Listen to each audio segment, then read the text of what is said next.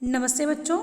CLE's के CBSE school Chikodi कक्षा 9वीं के ऑनलाइन क्लास में आप सभी का स्वागत है। आज की इस कक्षा में हम पढ़ने वाले हैं बच्चों एक फूल की चाह इस कविता का तीसरा भाग। पिछले क्लास से हम पढ़ते आ रहे हैं कि ये जो पूरी कविता है छुआछूत की समस्या पर केंद्रित है। कवि कहता है कि बड़े स्तर पर फैलने वाली बीमारी यानी कि महामारी ने भयानक रूप लिया है। उस महामारी की लोगों के मन में एक भयानक डर पैदा कर दिया है। इस कविता का मुख्य पात्र सुखिया है और उसका पिता उसको बाहर जाने से रोकता था, लेकिन सुखिया उसकी एक नहीं मानती थी और खेलने बाहर चली जाती थी। जब भी वह अपनी बेटी को बाहर जाते हुए देखता था तो उसका मन या उसका हृदय डर के मारे कांपता था, क्योंकि वह यह सोचता था कि किसी तरह उसकी बेटी उस महामारी के चपेट में ना आ जाए, उस महामारी के प्रकोप से वो बच जाए। एक दिन सुखिया के पिता ने देखा कि सुखिया का शरीर भी बुखार से तप रहा है। उसके मन में जो डर था, क्योंकि वो पता था कि ये सुखिया मेरी बेटी घर में बैठती नहीं है, मेरी सुनती नहीं है, वो बाहर खेलने जाती है, अगर इस महामारी के वो चपेट में आ जाएगी तो मैं क्या करूँगा, है ना। लेकिन एक दिन वो देखता है कि उसका शरीर भी बुखार से तप रहा है। तब उस बच्ची ने अपने पिता से कहा कि वह देवी माँ के प्रसाद का एक फूल चाहती है ताकि वह ठीक हो जाए। वो बच्ची डरती नहीं है, अपने पिता से कहती है कि देवी माँ के चरणों में अर्पित किया हुआ एक फूल मुझे चाहिए। सुखिया के शरीर कमज़ोर हो चुका था। सुखिया का पिता हमेशा चिंता में डूबा रहता था कि उसे किसी बात का होश तक नहीं रहता था कि कब संध्या हुई, कब सुबह हुई और कब आलस भरी दोपहर तक ढल गई। जो बच्ची एक जगह पर रुकती नहीं थी, बैठती नहीं थी, वही आज इस तरह शांत होकर बैठी है जो इस पिता के लिए एक अनजान लग रहा था। उसकी बेटी को देखकर वो उसके मन में एक डर सा पैदा हुआ था। आगे जब उस लड़की के मांगने पर, फूल के चाह करने पर वो मंदिर जाता है, तो इस कविता में उन्होंने मंदिर का भी वर्णन कितनी सुंदरता से किया है। देखो कवि ने, पहाड़ की चोटी पर एक विशाल सा मंदिर था। उसके विशाल आंगन में कमल के फूल सूर्य की भांति शोभा दे रहे थे। सूर्य की किरणें जो होती हैं उसमें वो बहुत सुंदर दिख रहे थे। वो इस प्रकार दिख रहे थे कि जिस तरह सूर्य की किरणों में सोने के घड़े चमकते हैं, उस प्रकार मंदिर के सामने ये कमल के फूल दिख रहे थे। और मंदिर का आंगन जो है वो धूप और दीप से महक रहा था, जैसे वहाँ कोई उत्सव हो रहा हो। जब सुखिया का पिता मंदिर जाता है तो मंदिर के भक्तगण मधुर आवाज में देवी माँ का आराधना कर रहे थे, और वो सुनकर सुखिया के पिता के मुंह से भी देवी माँ की स्तुति निकल पड़ती है और वो दीप और फूल लेकर मंदिर में निकल जाता है। पूजा वहाँ देवी माँ के चरणों में फूल और दीप अर्पण करने के बाद पुजारी ने सुखिया के पिता को क्या दिया, अंजुलि भर कर प्रसाद दे दिया। तो एक पल के लिए वो ठिठक सा गया, उसको अजीब सा लगा, क्योंकि सुखिया का पिता अछूत था और छोटी जाति के लोगों को मंदिर में प्रवेश नहीं था। और सुखिया का पिता जो है वो अपनी कल्पना में है में ही वो क्या कर रहा था, अपनी बेटी को फूल दे रहा था, प्रसाद के रूप में फूल दे रहा था। और सुखिया के पिता जो है प्रसाद लेकर मंदिर से बाहर निकलते हैं। तो चलिए देखते हैं इसके आगे क्या होता है। उसके ऊपर, सिंह पोर तक भी आंगन से नहीं पहुँचने में पाया, सहसा यह सुन पड़ा कि कैसे यह अछूत भीतर आया। पकड़ो देखो भाग न जावे, बना धूर्त यह कैसा, साफ स्वच्छ परिधान किए हैं भले मानुषों के जैसा। सिंहपौर यानी कि मंदिर का मुख्य द्वार, परिधान यानी कि वस्त्र। सुखिया का पिता प्रसाद लेकर मंदिर के द्वार तक पहुंचा ही नहीं था कि अचानक किसी ने पीछे से आवाज़ लगाई। क्या किया, किस प्रकार से आवाज़ लगाई? कैसे यह अछूत भीतर आया, पकड़ो देखो भाग न जावे, बना धूर्त यह कैसा। अरे अछूत मंदिर के भीतर कैसे आ गया, इसे पकड़ो कहीं यह भाग न जाए। किसी ने कहा कि इस चालाक नीच को तो देखो कैसे साफ कपड़े पहन कर आया है। बना धूर्त यह एक ऐसा, साफ स्वच्छ परिधान किए हैं भले मानुषों के जैसा। यहाँ पर किसी एक व्यक्ति ने कहा कि कैसे साफ कपड़े इसने पहने हैं ताकि इसने इसे कोई पहचान न सके। कवि यहाँ यह दर्शाना चाहते हैं कि निम्न यानी कि छोटे जाति वाले लोगों को मंदिर में जाना मना था और उनका मंदिर में आना अच्छा नहीं माना जाता था। ठीक है, आगे देखिए। पापी ने मंदिर में घुसकर किया अनर्थ बड़ा भारी, कलुषित कर दी मंदिर की चिरकालिक शुचिता सारी। क्या कलुष बड़ा है, देवी की गरिमा से भी किसी बात में हूँ मैं आगे, माता की महिमा के भी। कलुषित यानी कि अशुद्ध, चिरकालिक यानी कि लंबे समय से, और सुचिता इसका अर्थ होता है पवित्रता। देखिए क्या कहता है कवि।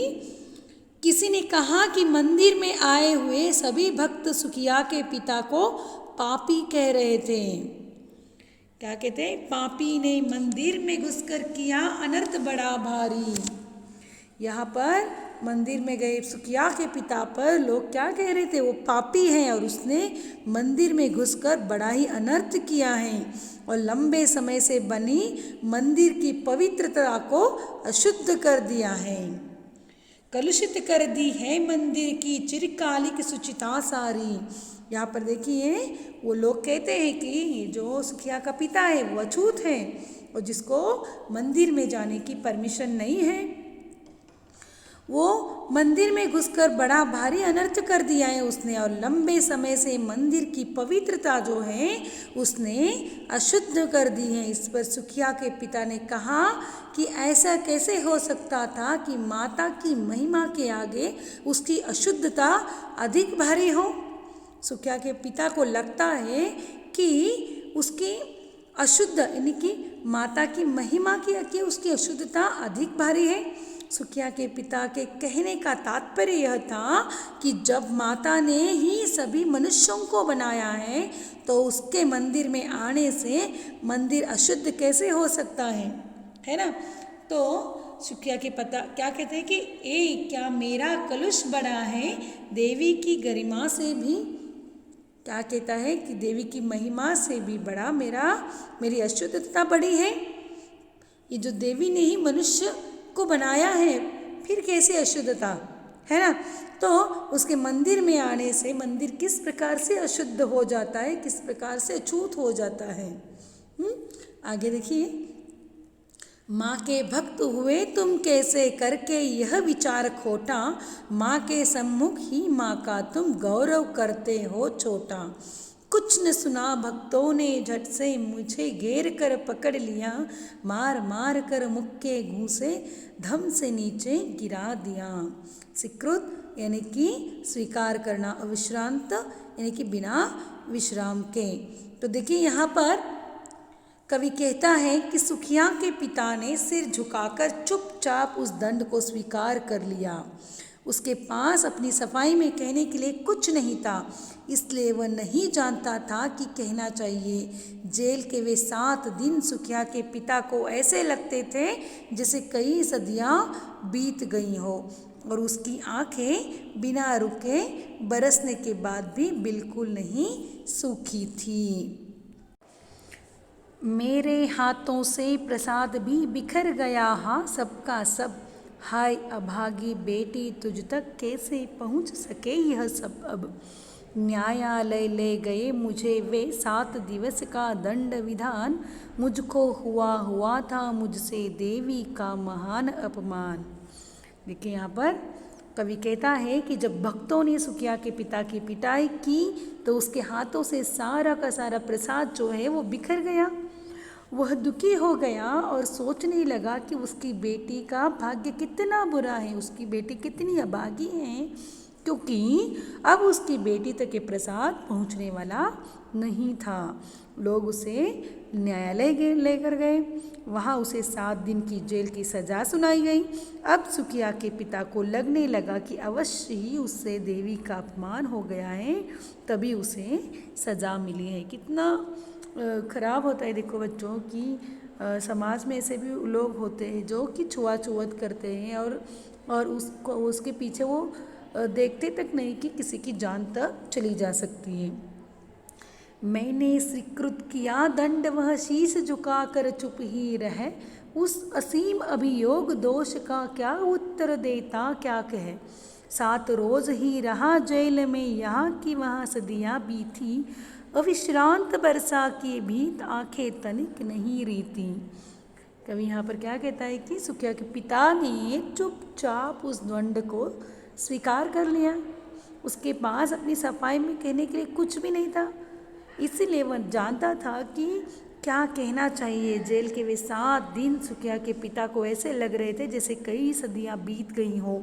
उसकी आंखें बिना रुके बरसने के बाद भी बिल्कुल नहीं सूखी थी, क्योंकि उस पिता की बच्ची जो थी वो बीमार थी, महामारी की चपेट में आई थी, और जब वो अपनी बेटी के पास होना चाहता था तब उसको कहाँ डाल दिया गया, जेल में डाल दिया गया।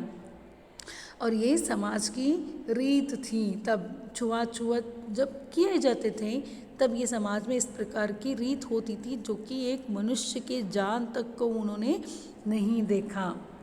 आगे देखिए, दंड भोग कर जब मैं छूटा, पैर न उठते थे घर को, पीछे ठेल रहा था कोई, भय जर्जर तनु पंजर को।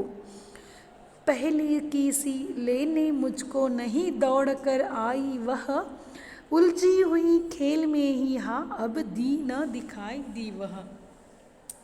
देखो यहाँ पर कवि क्या कहता है, जब सुकिया का पिता जेल से छूटा तो उसके पैर उसके घर की ओर नहीं उठ रहे थे। उसको ऐसा लग रहा था कि जैसे डर में, क्योंकि 7 दिन से वो अपनी बच्ची को नहीं मिला था, और बच्ची के लिए जो वो देवी माँ का प्रसाद लेने जाता है तो वहाँ के भक्तगण क्या करते हैं, उसको अछूत मानकर उसे जेल भिजवा देते हैं। उसके मन में जो डर था, वो डर से भरे हुए शरीर को कोई, उसको लग रहा था कि मुझे कोई ढकेल रहा है घर की तरफ। जब वह घर पहुँचा तो हमेशा की तरह उसकी बेटी दौड़कर उससे मिलने नहीं आई, न ही वह उसे कहीं खेल में उलझी हुई दिखाई दी। देखिए, जो बच्ची थी उस पिता को उसके पास वो नहीं आई, उसे नहीं दिखाई दी। जो आंगन में हमेशा खेलती थी वो बच्ची उनको नहीं दिखाई देती हैं। और एक मन में इस पिता के मन में जो डर था, उस डर से वो अपने घर नहीं जा पा रहा था, लेकिन एक अनजान शक्ति होती है जो उसे धकेल कर उसको अपने घर ले जा रही थी। उसे देखने मरघट को ही गया दौड़ता हुआ वहाँ, मेरे परिचित बंधु प्रथम ही फूंक चुके थे उसे जहाँ। बूझी पड़ी थी चिंता वहाँ पर, छाती धधक उठी मेरी, हाय फूल सी कोमल बच्ची हुई राख की थी ढेरी। कितना बुरा, मतलब देखिए बच्चों, यहाँ पर समाज ऐसा रहता है कि मनुष्यता एक जाति धर्म जो आज हम यहाँ पर उच्च वर्गीय नीच वर्ग जो बनाते हैं, जो उनकी वजह से किसी एक छोटी सी बच्ची की जान चली गई, ये उस समाज को नहीं समझ में आया। तो यहाँ कवि कहते हैं, देखो बच्चों, मरघट यानी कि शमशान। कवि कहता है कि सुकिया के पिता को घर पहुँचने पर जब सुकिया कहीं नहीं दिखी, तब उसे सुकिया की मौत का पता चलता है। वह अपनी बच्ची को देखने के लिए सीधा दौड़ता हुआ शमशान पहुंचा, जहां उसके रिश्तेदारों ने पहले ही उस बच्ची का अंतिम संस्कार कर दिया था। अपनी बेटी की बुझी हुई चिता को देखकर उसका कलेजा जल उठता है। उसकी सुंदर फूल सी कोमल बच्ची अब राख की ढेर में बदल चुकी थी। देखिए पिता का दुख कितना बड़ा होता है ना। आगे देखिए बच्चों, अंतिम बार गोद में बेटी तुझको ले न सका मैं हा, एक फूल माँ का प्रसाद भी तुझको दे सका न मैं हा। कवि कहता है कि सुखिया का पिता सुखिया के लिए दुख मानता हुआ रोने लगा। उसे अफसोस हो रहा था कि वह अपनी बेटी को अंतिम बार गोदी में ले न सका। उसे इस बात का भी दुख हो रहा था कि उसकी बेटी ने उसे केवल माता के मंदिर में अर्पण किए हुए फूल का प्रसाद मांग रही थी, लेकिन उस फूल को भी वो दे न सका। बच्चों देखिए, अपने एक पिता की अपने बेटी के लिए कितना प्यार होता है ना। तो यही एक फूल की इच्छा इस कविता के माध्यम से कवि ने समझाने की कोशिश की है कि समाज में किस प्रकार से छुआछूत के माध्यम से कितने सारे लोगों को मतलब पीड़ा भुगतनी पड़ती है बच्चों। तो आज की कविता यहीं पर समाप्त होती है बच्चों। अगले क्लास में एक नए पाठ के साथ आएंगे। धन्यवाद।